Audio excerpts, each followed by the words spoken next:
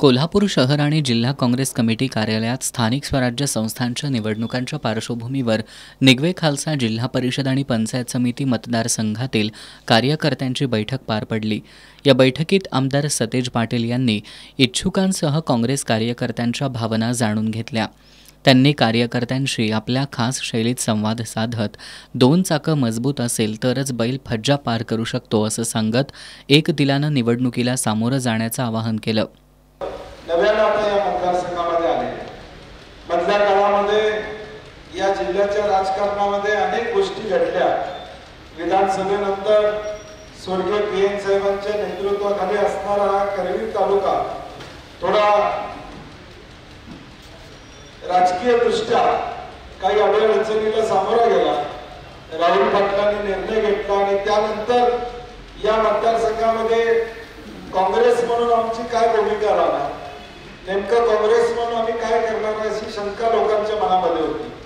आणि म्हणून परवा एक 8 दिवसापूर्वी मला वाटते सगळी मंडळी आमची भेटायला प्रत्येक गावामध्ये तुमच्याकडे आली आणि गाव टू गाव दौरा करून उद्याच्या भविष्यकाळात काँग्रेस म्हणून गट जीवन ठेवणं, काँग्रेस म्हणून स्वर्गीय पीएन पाटलांचा विचार तेवढ ठेवणं ही आमची जबाबदारी। या भावनेतून आपण आता फार काय रुसवे फुगवे मगाशी सांगितल्याप्रमाणे काय कुणी काढायचे नाही।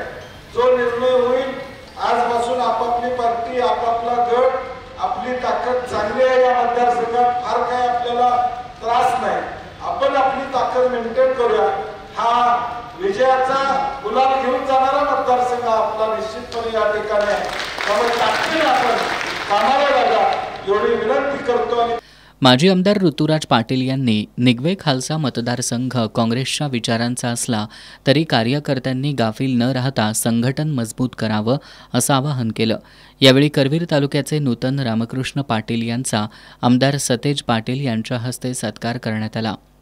बैठकीला गोकुळचे संचालक बाबासाहेब चौगुले, शशिकांत पाटील सुयेकर, प्रकाश पाटील, बाजार समितीचे संचालक सुयोग वाडकर, माजी नगरसेवक प्रवीण केसरकर, माजी जिल्हा परिषद सदस्य एकनाथ पाटील, श्रीपती पाटील, LS किल्लेदार, MR पाटील, DS पाटील, राजेंद्र कारंडे, रघुनाथ चव्हाण, महेश मेटील, विजय पाटील, पांडुरंग पाटील, विनायक पाटील, मयूर पाटील, अशोक आळवेकर यांच्यासह निगवे खालसा जिल्हा परिषद मतदारसंघातील पदाधिकारी आणि कार्यकर्ते मोठ्या संख्येनं उपस्थित होते।